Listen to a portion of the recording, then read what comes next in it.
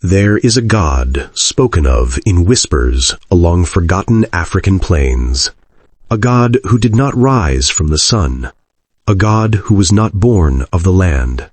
He came from the frozen fjords of Norway. He arrived in dragon-headed ships, fought lions beneath a burning sky, survived poisoned arrows, defeated death itself.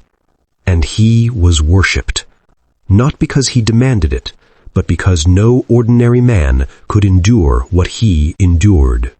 This is the legend of how a lost Viking became an African god. In the late 9th century, when Norway's fjords were carved by ice and men were carved by war, there lived a sea king named Eirik Rafsson. He was born into cold winds, cold seas, cold steel. He claimed descent from great kings of the north, but blood alone did not make a ruler. Fearlessness did. His longships split the North Sea like wolves through fog.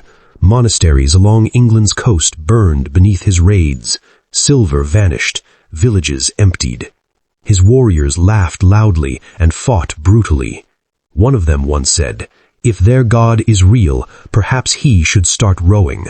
They believed themselves unstoppable, until fate pulled them beyond the edge of their world. During a raid in England, they captured a monk named Brother Aidan. Unlike the others, he did not beg.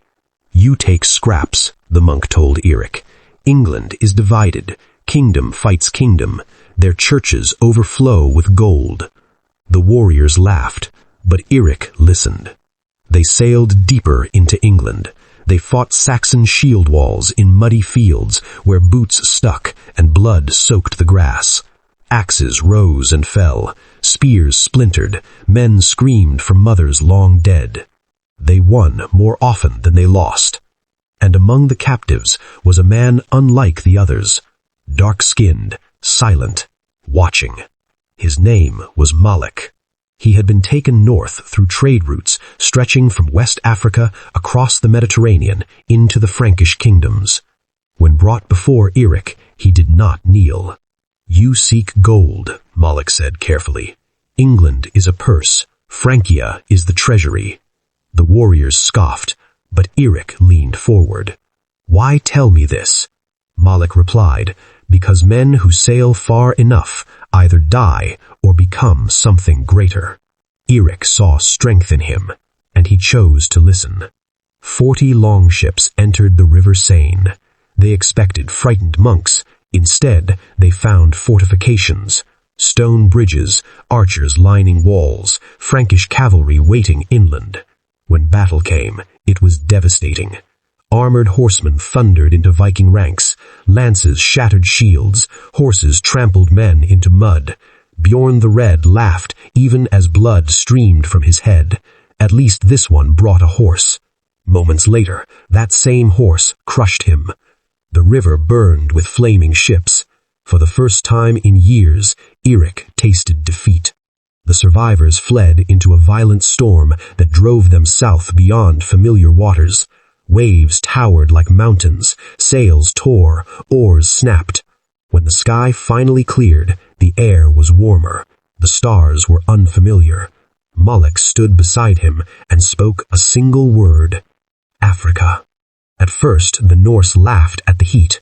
Within days, they stopped. The sun scorched their skin. Armor became unbearable. Sweat blinded eyes. Water ran short faster than expected. The air felt thick and heavy.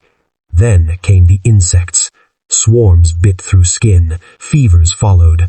One warrior began shivering in the heat, whispering about snow. By sunrise, he was dead. The land itself fought them.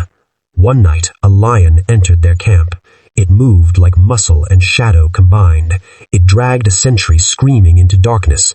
When the warriors found it, it lunged with terrifying force. Shields splintered. 3 axes were needed to bring it down.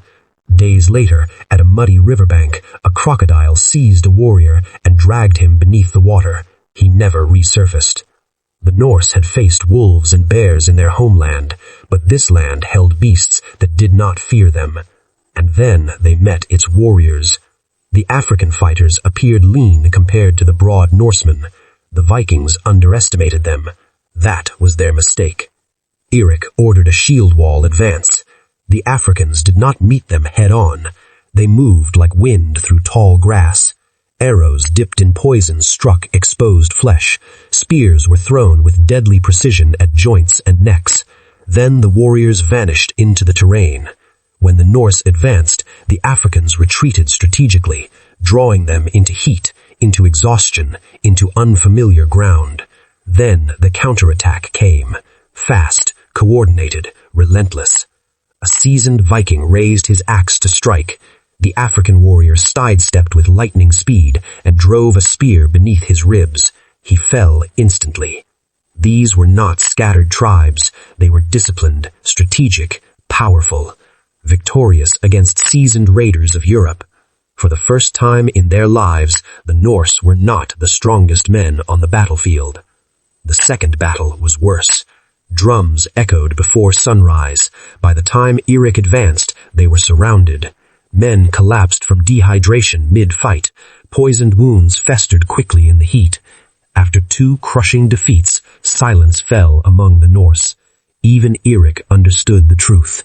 This land could not be conquered. In one final clash near a wide river valley, a spear pierced beneath Eirik's ribs. He dropped to one knee. Blood soaked the dry earth. His warriors fought desperately to reach him, but it was Malik who shouted in a dialect remembered from childhood. Malik who negotiated space for retreat.